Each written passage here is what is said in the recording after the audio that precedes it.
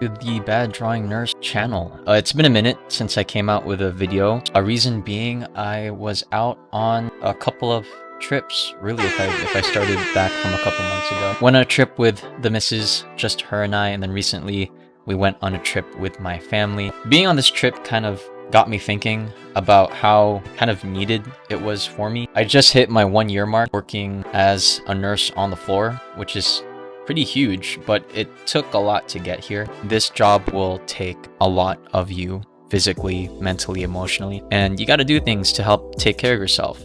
And in that first year of kind of getting used to my new role, learning everything, understanding the type of stress you are put under, you need to find ways to de-stress, unwind from just everything that happens on the floor. In light of me taking almost a couple weeks to do just that, I wanted to make a video on how to take care of yourself.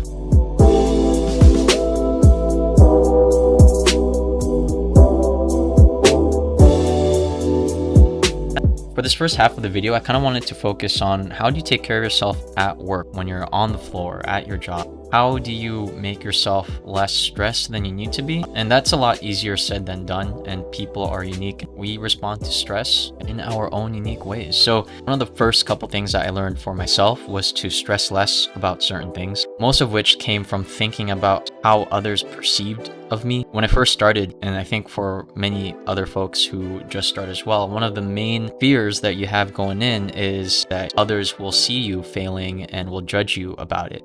The person you're taking care of, to your coworkers, to the doctors on the floor. Like, a lot of that adds to the pressure that you're already feeling as a new nurse, as well as just being a nurse in general. And then as I slowly got more comfortable and started to realize, who the cares? At the end of the day, the most important thing to know is, how do you think of yourself? And I think in the case of many nurses out there, you got to understand that you are doing the best that you can. If you're not lazy, if you're doing everything in your power for the sake of the health of another human being in front of you, then you are doing exactly what you need to be doing. Don't let other people judge you based off of maybe one minor thing that you may have missed, or something that you just haven't even learned yet, all right? That kind of stems to the next part, which is that you don't have to be perfect. You know, things are going to be forgotten. It will happen to anyone and everyone, but nursing is a 24/7 job.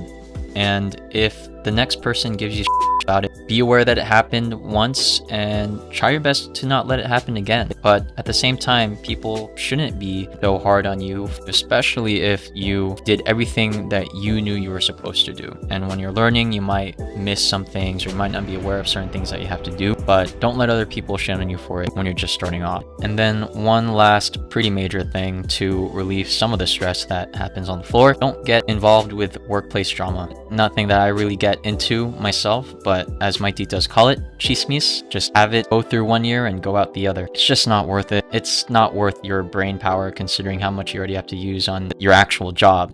And this one should come as common sense, but nowadays I'm starting to realize how much of a privilege it is. Take your breaks. You just got to take them when you can and have the staffing, because there are going to be some days when you can't and you don't have the staffing. You just got to make sure you give yourself some time to decompress in some form in between all the stress that you have to endure within your shift. Don't be afraid to ask for help. If you start to feel overwhelmed to the point that you're not being as effective as you can be in your job, you just need to reach out to someone, whether that be the charge nurse you may or may not have, or anyone else on the floor who might be willing to give you a good 5 to 10 minute break just to kind of collect yourself. Just remember, you're not alone, and most of the time the stress that you are going through, someone has been through before. If you do need some help regarding something, then just don't be afraid to ask around. And speaking of, it's not wrong to vent to a safe place or person. Take that in this YouTube channel. I hope that this can be a way for people to kind of share their story and find some sort of outlet to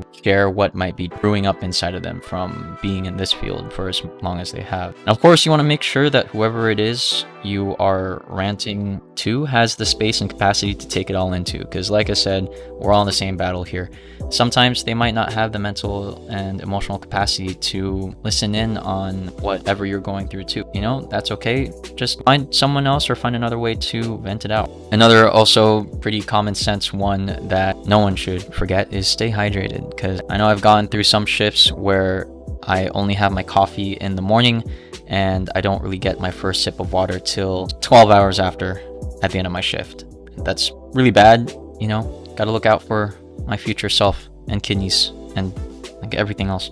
That's pretty much the main stuff regarding how to take care of yourself when you're actually working. Now, when you're off and you go home, how did I learn to take care of myself? In the more general side of things, I learned to invest in myself. Savings and retirement, of course, is a biggie. And I'm hoping to make more videos in the future regarding that stuff, because I've kind of grown to really be passionate about my finances and the hope to retire early and comfortably.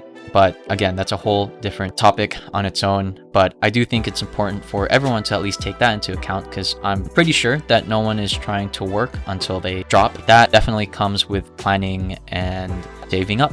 Another thing that I've been really trying to focus on investing in myself is my health, putting in money to go to the gym or putting in money for healthier groceries versus fast food and frozen snacks. No, I'm not perfect on that part of it either. It's definitely something that you should strive for, something that I need to strive for the sake of our future health. Lastly, kind of related to me not having made much content in these last couple weeks or so, is to invest in experiences. Take the time to go out and explore, travel, try new things, use that PTO. Don't be shy about it.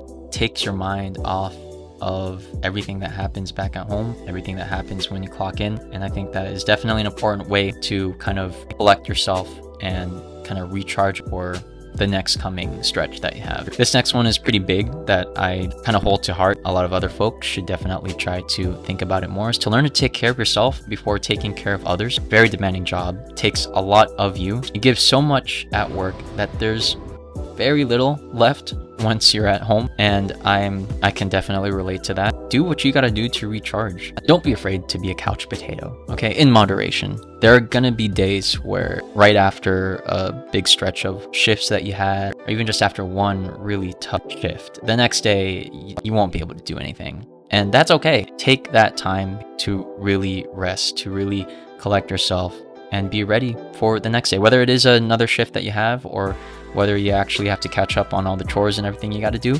At least you are back to yourself again to do that. Don't forget to spend time with your friends and family. I know depending on your dynamics, these might be a great way to recharge your battery, or maybe it is not. In my case, I love seeing my friends during the little time that I have nowadays to actually make plans with them and do things with them. Same with my family now that we're living in separate cities. I do find life a bit more manageable when your core memories are shared with at least one other person that you care about. And then finally, it's a great idea to start non-nursing related hobbies. There's so much out there to explore and experience to get your mind off of everything that happened in your week prior. Learn how to play an instrument, start a YouTube channel, do something that you haven't really done before. All in all, the premise of this video is to be proud of the person you are.